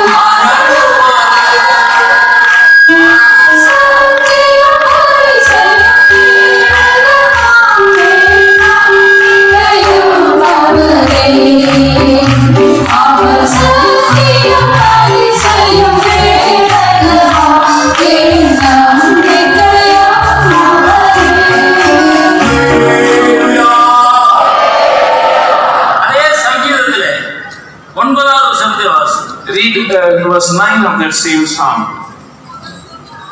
அவர் கட்டளையிட நிற்கும். For he spake and it was done, he commanded and it stood fast. அவர் சொல்ல ஆகும், அவர் கட்டளையிட நிற்கும். For he spake and it was done, he commanded and it stood fast. கர்த்தருக்கு பயந்தவர்களுக்கு ஆண்டவர் கொடுக்கிற வார்த்தையை பாருங்க. Look at the word that God gives to those who fear Him. நீ கர்த்தரை தெய்வமாக நீ சொந்தமாக்கி கொண்டு ஜீவித்தார். If you own the Lord to be your God and if you live, அவர் உனக்காக என்ன சொன்னாலும் அது ஆகும்.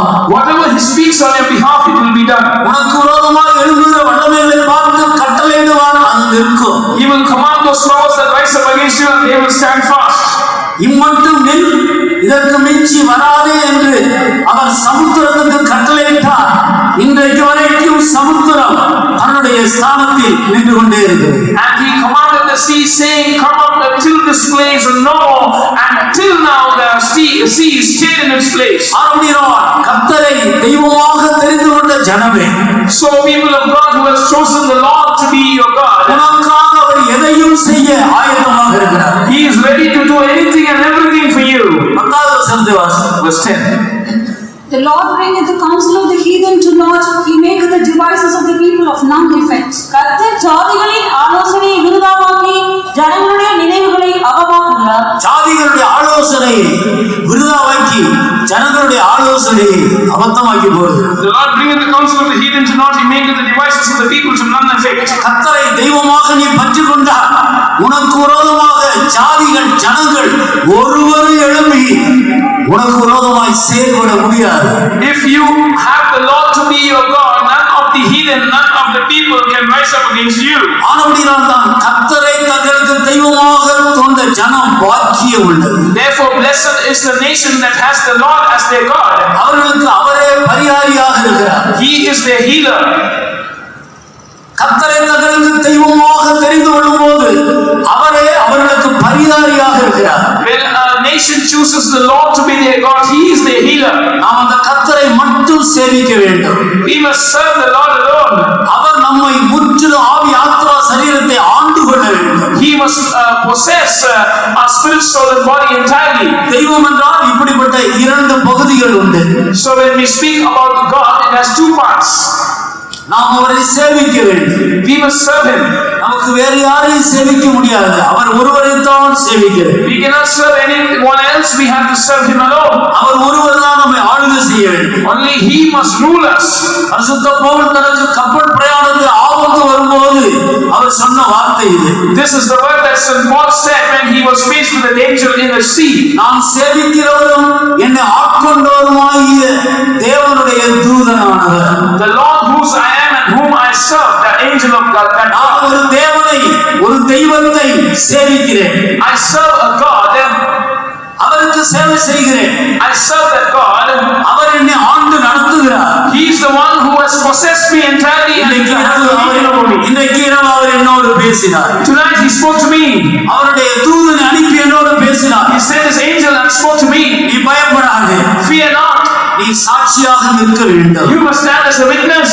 கர்த்தருடைய வார்த்தையை கவனித்து பார். Look at the word of God. அருமையான தேவனுடைய பிள்ளை. Beloved child of God. இன்னைக்கு கிறிஸ்தவர்கள் தான், ஆனால் எத்தனை பேர் கிறிஸ்துவின் நன்மைகளை அனுபவிக்க முடியாதவர்களாக இருக்கிறார். Today many call themselves to be Christians, but they are unable to experience the goodnesses of Christ. இந்த நிச்சயத்தோடு, இந்த விசுவாசத்தோடு கர்த்தரின் தெய்வம், அவரை நான் தெய்வமாக கொண்டிருக்கிறேன் என்ற நிச்சயத்தோடு போவோம்.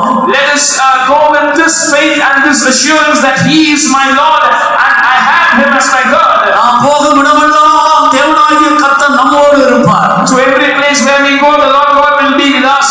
நமக்கு கேடகமாக இருப்பார். He will be our shield. நமக்கு துணையாக இருப்பார். He will be our help. அவர் நமக்கு இரட்சணிய கொம்பாக இருப்பார். He will be the horn of our salvation. நமக்கு கோட்டையாக இருப்பார். He will be our fortress. நமக்கு அரணாக இருப்பார். He will be our stronghold. பட்சத்தில் இருப்பார். He will be on our side. நமக்கு விரோதமாக ஒரு வல்லமை எழும்ப விட மாட்டார். He will not permit it. இவ்வளவு பெரிய தெய்வத்தை நாம் தெய்வமாக ஏற்றுக்கொண்ட பிறகு அவருடைய நன்மைகளை நாம் அனுபவிப்பதற்கு தூரமாக இருக்கக்கூடாது. After we have accepted such a great God as our Lord, we must not be far away from enjoying His goodness. இந்த விசுவாசத்தோடு நாம் புறப்பட்டு போவோம். Let us go in this faith. ஒருபோதும் என் ஜனங்கள் ஒருபோதும் வெட்கப்பட்டு போவதில்லை. My people shall never be ashamed. விசுவாசிக்கிறீர்களா? Do you believe that?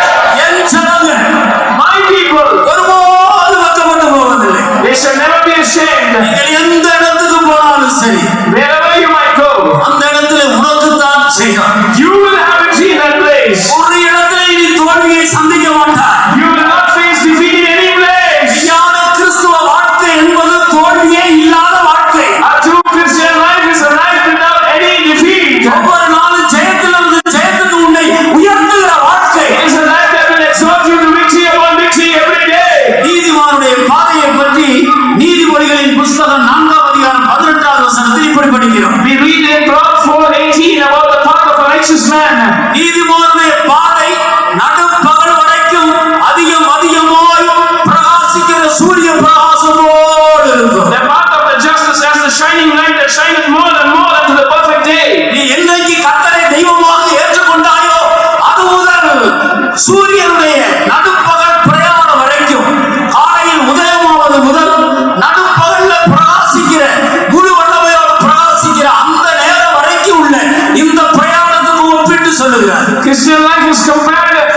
journey of the sun from the sunrise till it shines more and more until the perfect day.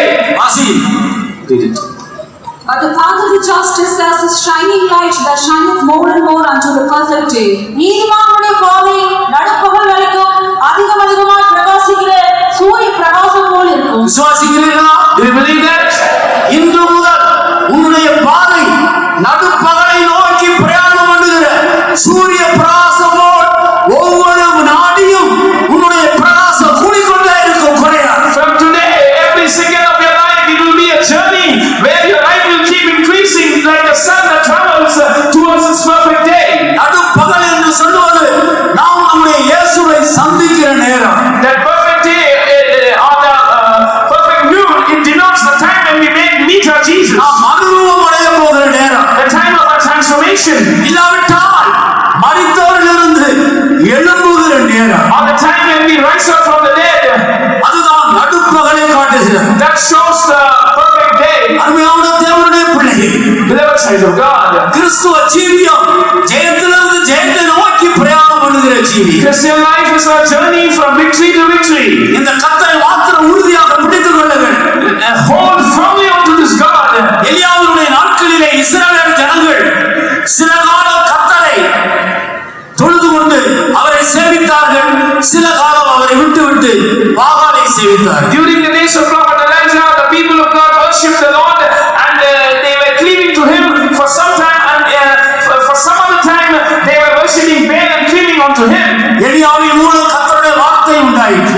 The word of the Lord came to Elijah. கர்த்தர் தெய்வமானால் கர்த்தரை பின்பற்று. If the Lord be God, follow Him. Baal தெய்வமானால் பாகாலை பின்பற்று. If Baal be God, follow Him. நீ கர்த்தரை பின்பற்றிக் கொண்டு பாகாலை பின்பற்றிக் கொண்டு இருக்காதே. Don't keep following both the Lord and Baal. தேவன் அக்கினியிலே உத்தரவு அருளுகிற தேவன். Our God is a God who answers by fire. ஆனபடியால் நம்முடைய ஆண்டவர் சீக்கிரம் வரப்போகிறார். Our God is going to come back very soon. நாம் இரண்டு நினைவுகளால் குந்தி நடக்கக்கூடிய காலம் இது அல்ல. This is not a time when we must hop between two opinions. நீ அனலாயாவது குளிராயாவது இருந்தால் நலமாயிருக்கும். It would be better if you were either hot or cold. எதுவருப்பா இருந்தால் என் வாயிலிருந்து உன்னை மாற்றி பண்ணி போடுவேன் என்று ஆண்டவர் சொல்லுகிறார். But the Lord says, if you remain lukewarm, I will vomit you, spew you all of you. எதுவருப்பான குந்தி நடக்கிற அறகுறையான கிறிஸ்துவ வாழ்க்கையை வெறுக்க தள்ளுங்கள். Let us hate and shun the Christian life that is lukewarm and that is hopping between two opinions. ஆவியை அனலாக நெருப்பாய் மாறுவோமா. Let's become filled with the Spirit. நம்முடைய ஆவியை யாதொரு அசூசைக்கும் இடமில்லாமல் சிந்திக்கும்படி ஆக்கி போவார். Let us desire to live a life where we do not give room to any filthiness in our spirit. நம்முடைய மீட்பு சமீபமாக இருக்கிறார். Yes, our redemption is right. வெகு சீக்கிரத்திலே தம்முடைய ஜனங்களை தன்னிடத்திலே கூட்டி சேர்க்க போகிறார். Very soon He's going to gather His people to Himself. இப்படி கர்த்தரை தெய்வமாக கொண்டு அவருக்கு பயந்து நடக்கிறவர்களுக்கு இந்த சரீர மரணத்திலிருந்து ஒரு ஜெயத்தை ஆண்டவர் கொடுக்கிறார். And people who fear the Lord and discern the joy of salvation, having Him as the God, He also gives them deliverance from this physical death. சரீர மரணத்தை ஒரு பரிசுத்தவானுடைய அருமையான மரணமாக மாற்றி விடுகிறார். He is changing this physical death into the death of a beloved saint. உயிரோடு இருந்தால் அவர் வரும்போது மறுரூபமாகும்படி அவர்களை ஆயத்தப்படுத்துகிறார். If they are alive, He's preparing them to be transformed when He comes. அதற்கு முன்பாக மரித்தாலும் ஒரு அழகான உயிர்த்தெழுதலை கொடுக்கிறார். But if we happen to die before that, He is giving us a beautiful resurrection. ஒரு விதத்தில் சரீர மரணத்திலிருந்து ஆண்டவர் நமக்கு தருகிற ஜெயமாக அது காணப்படுகிறது. In one sense, this resurrection is the victory that God gives us over physical death. கிறிஸ்து எனக்கு ஜீவன், Christ is my life, சரீர மரணம் எனக்கு லாபம், and physical death is my gain. நல்ல தேவனுடைய பிள்ளைகள் சரீர மரணத்துக்கு பயப்படுவதில்லை.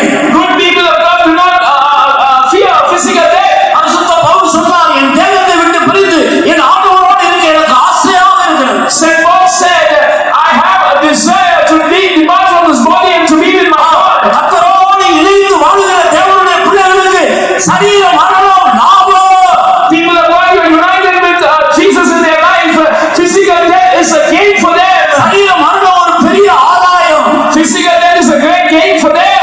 பிரியமானவர்களே, Yes, beloved ones. அடுத்த பகுதி என்ன? What is the next part?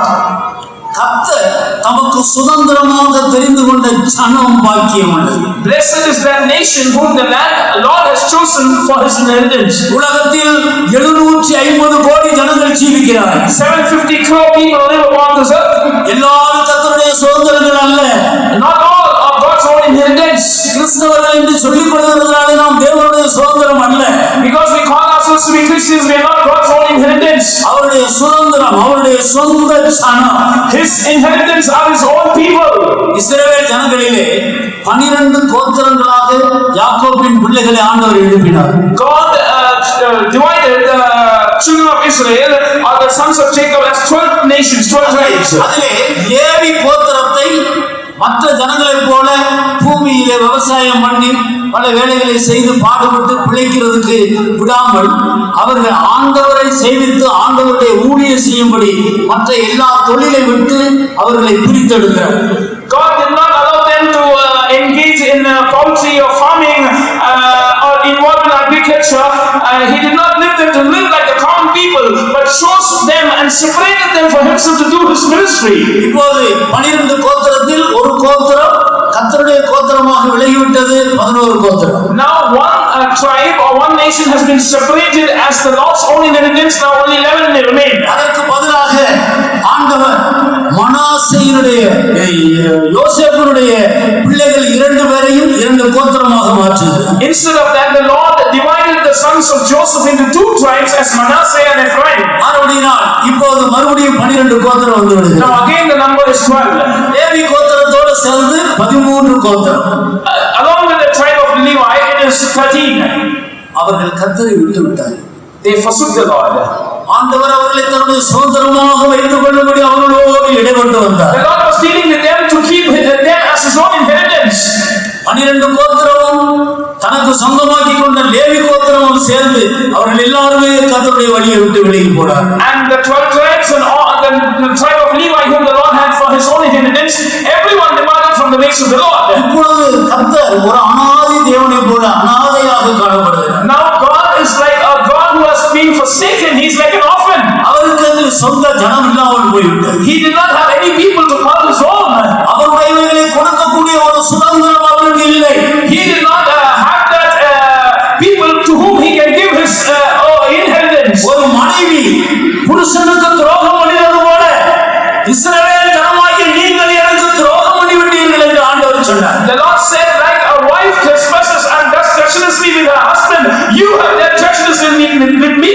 மனைவியை இழந்த கணவனை போல இப்போது தனித்து நிற்கிறார். Now God is standing alone like a husband who is deprived of his wife. முழு பரலோகத்தை யாருக்கு கொடுப்பது? To whom will I give the whole heaven?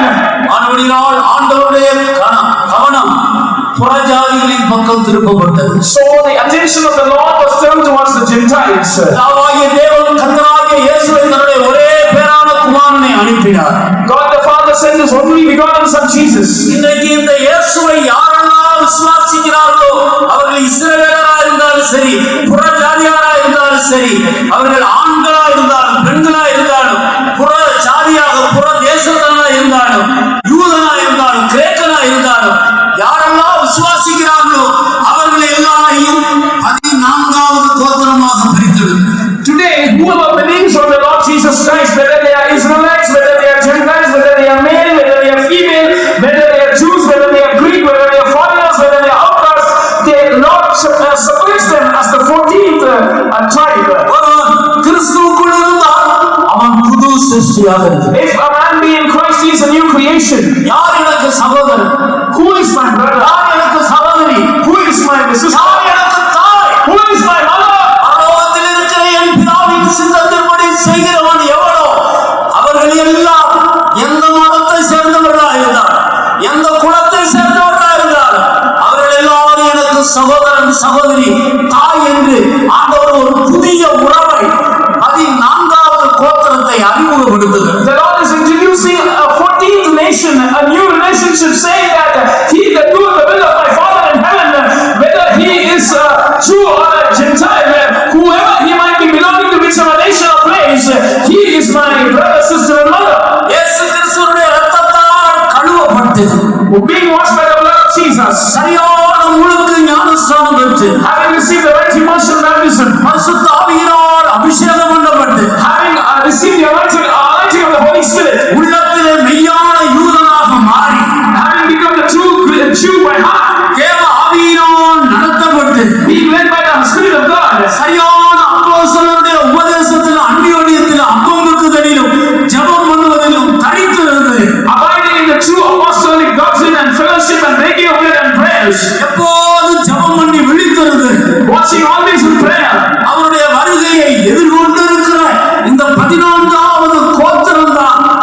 அவருடைய சுதந்திரம்.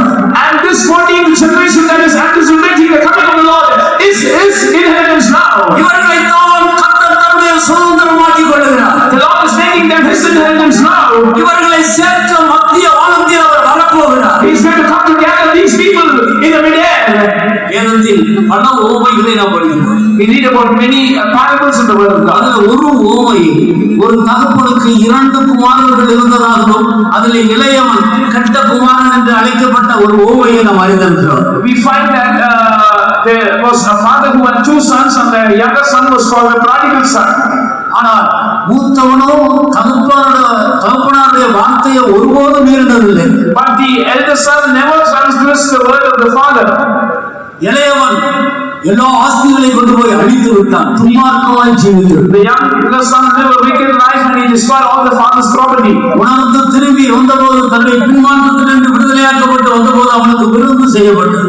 And when he realized and came back from his backslidden state, a feast was organized. அதை கேட்டு மூத்தவனுக்கு ஒரு துக்கம் வருது. The elder son had a grief on hearing this news. தகப்பனுடைய வார்த்தையை ஒரு நாளும் நான் மீறினதில்லை. I have never ever transgressed the word of my father. என் தகப்பனை நான் துக்கப்படுத்துவதில்லை. I have never ever grieved him. ஆனால் ஒரு ஆட்டுக்குட்டி கூட அவர் எனக்கு கொடுக்கவில்லை. என் நண்பர்களோடு விருந்து கொண்டாடுவார். So that I might enjoy a feast with my friends, he did not give me even a lamb.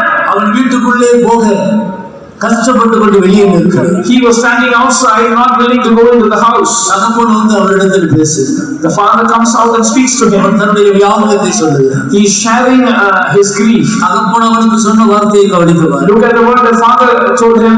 என் மகனே, இவன் மரித்தான், இப்போது பிழைத்திருக்கிறான். My son, he was dead, now he is alive. காணப்படாமல் போனான், இப்பொழுது காணப்படுகிறான். He was lost, now he is found. அவனுக்காக ஒரு சந்தோஷம், ஒரு விருந்து, A feast to celebrate. ஆனால் உனக்கோ எனக்கு உண்டானதெல்லாம் உனக்கு.